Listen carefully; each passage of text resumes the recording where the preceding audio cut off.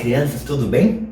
Você assistiu o primeiro vídeo entendendo os antecedentes da Revolução Russa, entendendo o cenário que levou à Revolução de 1917. E eu te falei que existem três elementos fundamentais. Primeiro, a centralização política e a figura de um czar que lembrava muito os reis absolutos do antigo regime em pleno século XX. Segundo, o atraso econômico associado à desigualdade social que fazia com que boa parte da população russa estivesse marginalizada e passasse uma condição bastante precária. Dentro desse cenário, nasce um partido de oposição à situação atual, de oposição ao czarismo, de oposição à desigualdade, chamado Partido Social Operário Democrático Russo, com uma tendência mais moderada, mais conservadora, de uma minoria menchevique, de uma tendência mais radical, um pouquinho mais exaltada, de soluções um pouquinho mais profundas de ponto de vista social, que é a parte bolchevique, que é a parte que representa a maioria. E eu disse para vocês que a situação se agrava ainda mais pela participação russa em duas guerras. Primeiro, a Guerra Russo-Japonesa, a Guerra de 1905, e que essa Guerra Russo-Japonesa ela vai trazer como grande marco a primeira manifestação, mobilização popular, que é o Domingo Sangrento, que vai levar ao Domingo Sangrento por conta da repressão. Mas o grande problema, o grande fator que vai desencadear a Revolução de 1917 se dá na Primeira Guerra Mundial. Então, o grande problema aqui se chama Primeira Guerra Mundial. Por que estou te falando da Primeira Guerra Mundial? Primeiro, porque a Primeira Guerra Mundial, ela é para a Rússia uma tragédia desde o ponto de vista militar. A Primeira Guerra Mundial leva a uma série de derrotas militares. A Rússia apanha até cansar na Primeira Guerra Mundial. Tá? São raríssimas as vitórias russas na Primeira Guerra Mundial. Cuidado, na segunda a situação vai mudar de figura radicalmente. Mas na primeira, a situação militar da Rússia é uma total, completa mistura de cruz credo com Deus me livre. É um horror a situação da Rússia na Primeira Guerra Mundial. Associada aos altos gastos. Uma guerra não é barata. Uma guerra não é barata. Uma guerra da dimensão do que foi a Primeira Guerra Mundial, a época da Grande Guerra, é ainda mais complicada. Somado ao fato de que você gasta o dinheiro que não tem para entrar numa guerra e só levar ferro, isso vai agravar ainda mais uma situação que já era complicada.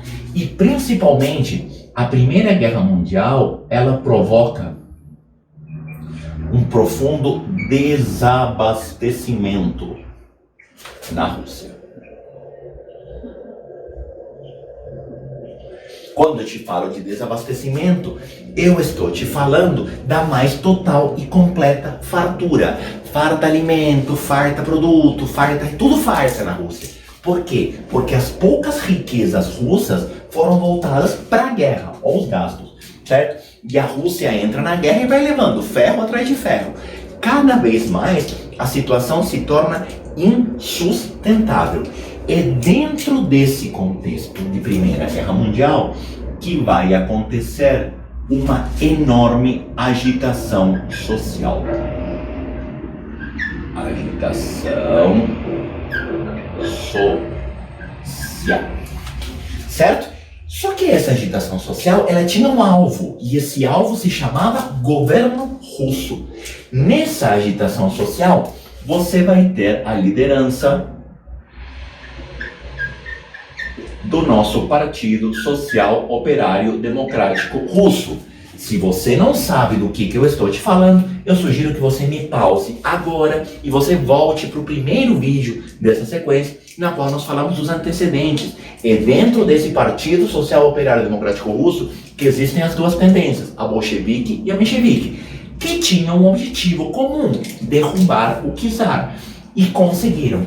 A participação da Rússia na Primeira Guerra Mundial levou à abdicação do czar Nicolau II.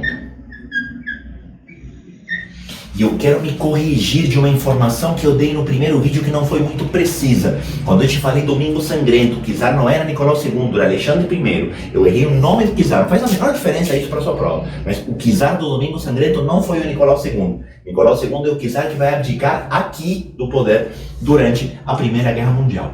Ou seja, a Primeira Guerra Mundial custou, de fato, o trono do czar. Nicolau II abdica do trono da Rússia, abdica do trono de rei russo por conta da Primeira Guerra Mundial. E a partir do momento que o czar abdicou, se estabelece um governo revolucionário provisório. E é aqui que vem o chance da aula. Sabe por quê?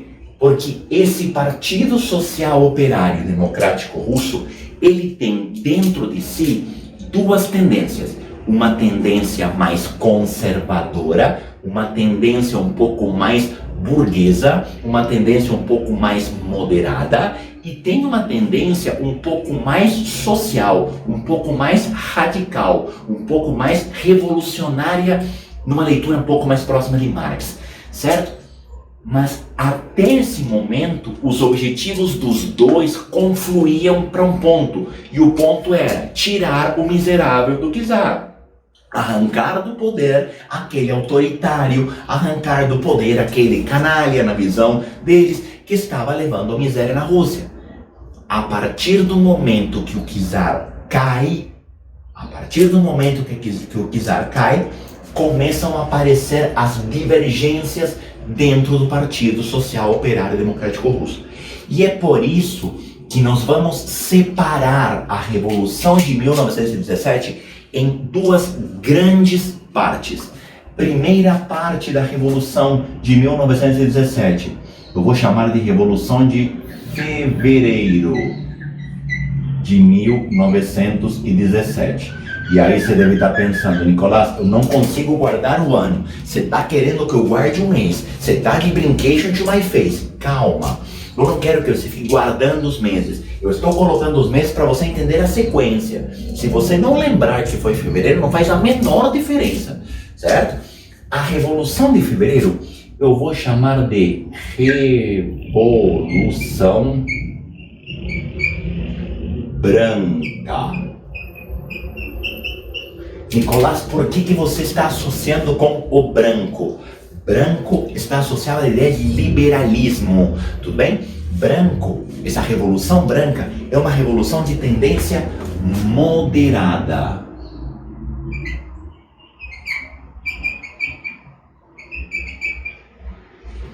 Ou seja, a Revolução Branca é uma revolução que vai ter à frente aqueles que eram mais moderados. Essa primeira fase é a revolução de liderança menchevique.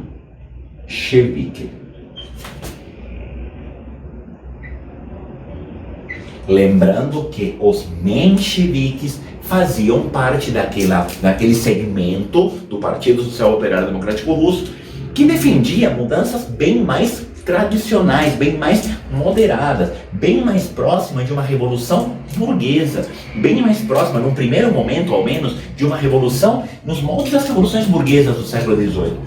Essa liderança menchevique vai se estabelecer no chamado governo provisório. Ou seja, num primeiro momento, quem assume a frente da Rússia, são os mencheviques, que formam um governo provisório até uma reorganização pós-saída do czar, mas de uma tendência claramente moderada. E eu vou te mostrar 3 coisas que acontecem nesse governo provisório para você entender o que eu quero chamar de tendência moderada. Primeiro, é um governo que vai promover um forte desenvolvimento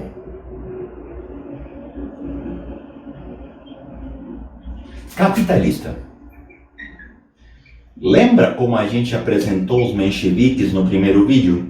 Eu disse para vocês que na visão menchevique O primeiro passo era o desenvolvimento econômico da Rússia, dentro de uma lógica capitalista, de livre comércio, de livre produção, certo? A primeira tendência aqui é uma tendência liberal desde o ponto de vista econômico, certo? Assim como promoveram uma anistia política. Ou seja, todos aqueles que foram perseguidos durante o período czarista foram perdoados pelos crimes cometidos, ou pelo fato de terem conspirado contra o governo czarista. E dentre os nomes que vão aparecer aqui, eu quero escrever 2. Quem que vai ganhar anistia aqui? Lenin e Trotsky. Lenin e Trotsky eram duas lideranças bolcheviques, duas lideranças mais radicais, que foram presos e exilados durante o período czarista. Aliás, Lenin e Trotsky passaram boas temporadas na Finlândia, certo? Exilados pelo czar Nicolau II. O fato é, quando os moderados assumem o poder, eles promovem uma grande anistia política a todos os inimigos do czar. E aí você vai me dizer, Nicolás, mas eles são loucos? Como assim? Isso é Trotsky? Brincadeira. Tá me tirando? Como assim eles vão perdoar os radicais? Pera, um dos pontos da visão política moderada, um dos pontos do liberalismo moderado é a defesa dos direitos políticos amplos, certo? Um dos pontos da burguesia do século XVIII e XIX, quando traz as ideias liberais mais moderadas, é simplesmente acabar com a censura, acabar com a repressão, porque isso não é liberal, Entenda esse moderado como aquelas ideias próximas da burguesia do século XVIII, certo? Do iluminismo do século XVIII. E aí está a ideia de anistia política, tá? Mas tem um ponto que vai ser o ponto crucial para a derrocada desse governo moderado. O governo provisório mantém a Rússia na Primeira Guerra Mundial. E aí você vai olhar pra minha cara e falar, Nicolás, como assim? Você tá louco? A Rússia tá levando ferro, a Rússia tá apanhando de Deus e todo mundo. Por que que esse governo manteve a Rússia na guerra? E aqui eu quero que você tome cuidado.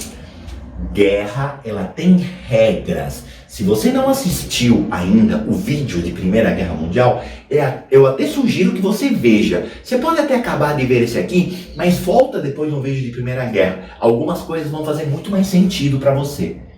Principalmente a segunda e a terceira parte da playlist, tá? Guerra, ela tem regras. Onde eu quero chegar com isso? Quando você entra numa guerra, você precisa declarar guerra e cumprir uma série de protocolos de guerra. Não é sair dando tiro como se não houvesse amanhã, chute, coisa, voadora e é nóis. Não é isso. Guerra, ela tem uma série de protocolos que incluem desde a declaração de guerra até armas que você pode ou não pode usar, países neutros que você não pode atacar, mas também tem protocolo para você sair de uma guerra. Uma vez que você entrou numa guerra, você não pode simplesmente falar, eu cansei de brincar de guerrinha, eu vou se retirar, eu vou voltar a assistir na TV porque eu não quero mais brincar disso. Você não pode fazer isso numa guerra. Uma vez que você entrou numa guerra, uma vez que você declarou guerra a alguém, ou você derrota o seu adversário e obriga ele a se render, ou você se rende. E você se render numa guerra significa assumir a derrota e aceitar as punições. A manutenção da Rússia na Primeira Guerra Mundial, ela é uma jogada, de certa forma, dupla por parte dessa turma mais moderada. Primeiro, por acreditar que a rendição poderia custar muito caro, e de fato custaria. E segundo, por acreditar que uma rendição pudesse colocar os antigos aliados da Rússia contra ela. E lembra que a Rússia está na Primeira Guerra ao lado da Inglaterra e ao lado da França. Sair da guerra e largá-los na mão poderia vir a significar uma retaliação caso esse lado fosse vencedor. Então, havia de um lado o receio da retaliação inglesa e da retaliação francesa, e do outro a certeza, e essa era a certeza mesmo, de que sair da guerra custaria uma fortuna, porque obrigaria a uma rendição, e uma rendição se dá com punições. Acontece que a situação da Rússia era cada vez mais complicada. E a permanência da Rússia na Primeira Guerra Mundial foi o grande ponto de descontentamento popular. A permanência da Rússia na Primeira Guerra Mundial acelerou a oposição ao governo provisório moderado. Lembra, foi a Primeira Guerra, a gotinha d'água que derrubou o czar. A permanência na guerra por parte do governo provisório vai fazer com que a população se sinta completamente insatisfeita com esse governo provisório. E agora existe uma voz nessa população que vai ser o grande líder de uma revolução dentro da revolução. Em abril de 1917, Lenin vai propor, em abril de 1917, Lenin vai propor as chamadas teses de abril, tá? Essas teses de abril são teses propostas por Lenin. E Lenin vai dizer o seguinte: a Rússia precisa de 3 coisas: pão, terra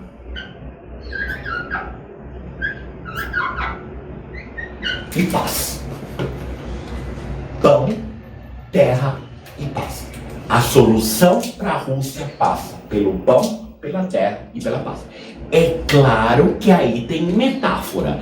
É claro que Lenin não está falando partiu distribuir Pullman, Seven Boys. Não é isso. Quando Lenin fala de pão, está falando de distribuição de alimentos. Tem que combater a fome. O grande problema da Rússia se chama desabastecimento. Então, precisa resolver a questão da fome. Quando Lenin fala de terra, ele está falando de uma coisa muito mais profunda do que simplesmente terra.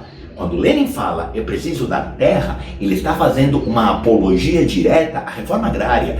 Tem que acabar com a concentração fundiária, que era um dos grandes problemas da Rússia pré-revolucionária. E quando Lenin fala de paz, ele está sendo muito enfático.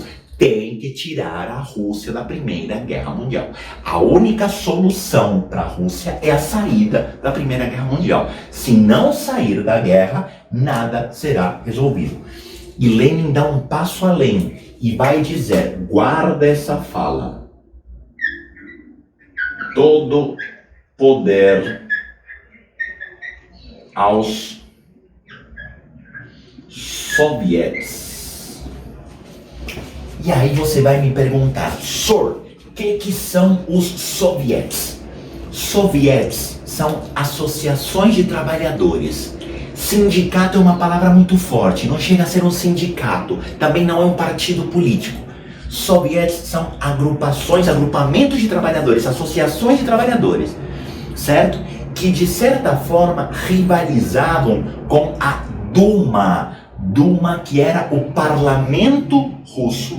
O parlamento russo era formado principalmente por setores mais burgueses, mais elite.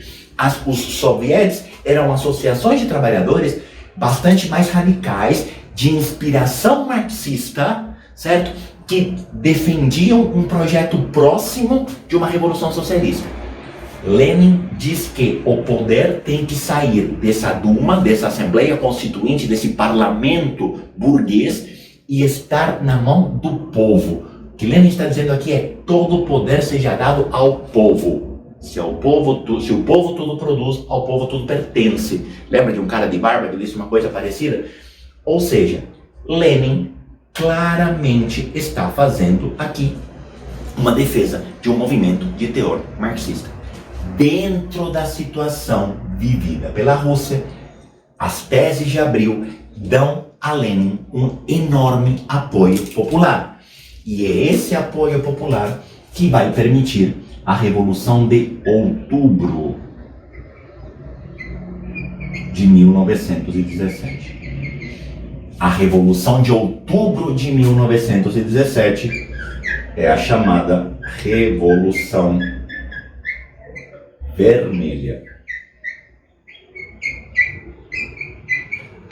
E a Revolução Vermelha é exatamente o caminho oposto daquilo que aconteceu na Revolução Branca. Agora nós vamos ter uma revolução radical, tá?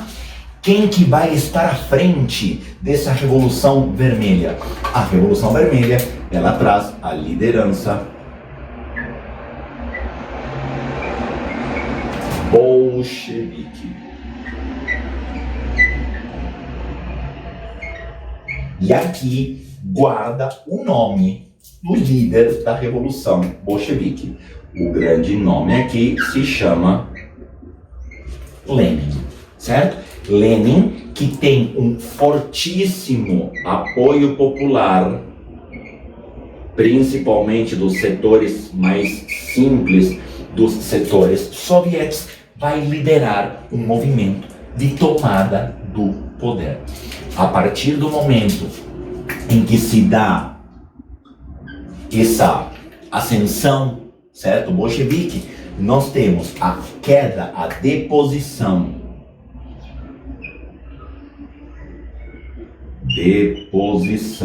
do governo provisório,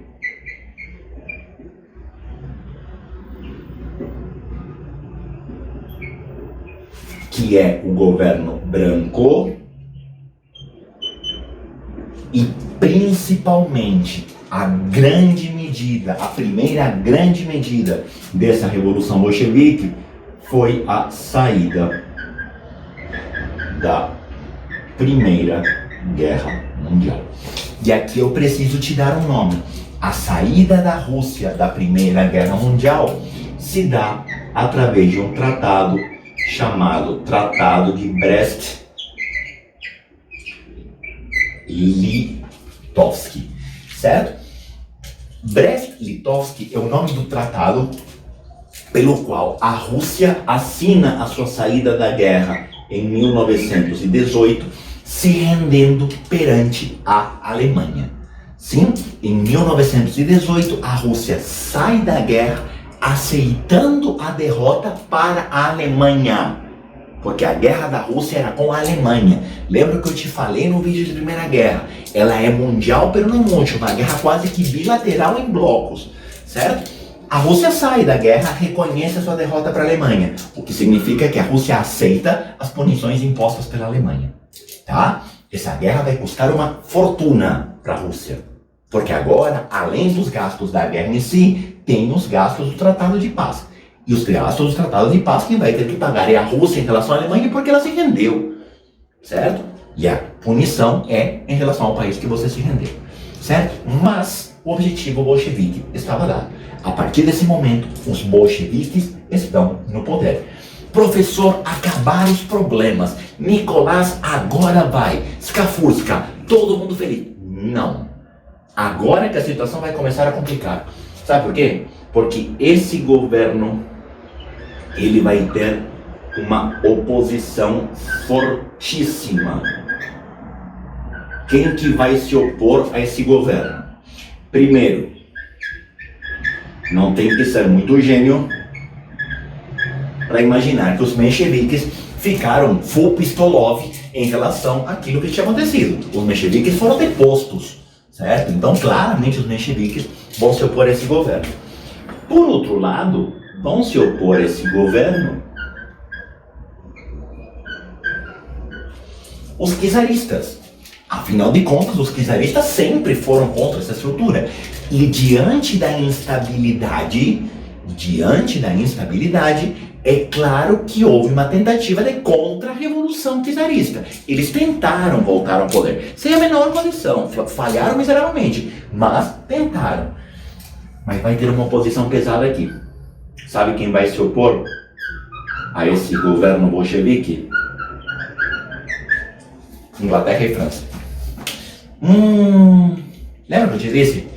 A permanência da Rússia na Primeira Guerra Mundial na fase moderada muito era por conta do medo de uma retaliação da Entente. E agora a Entente tem 2 motivos para ser contra esse governo bolchevique. Primeiro, o governo bolchevique tirou a Rússia da guerra. E segundo, esse governo bolchevique está mostrando uma orientação marxista, uma orientação socialista. Não era um governo socialista ainda, mas estava mostrando que teria uma orientação de esquerda.